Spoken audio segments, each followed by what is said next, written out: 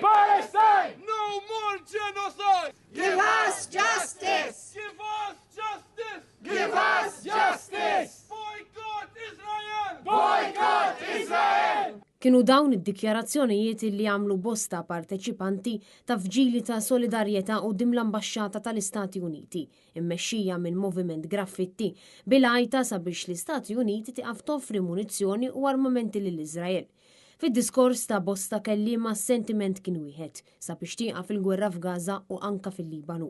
Kienu bosta illi kellhom numru ta' kartelluni f'idejhom fil-waqt li juħud għażlu illi ċabsu idejhom bil-kulur aħmar, simbolu ta' demm li qed jixxerret fil-gwerra.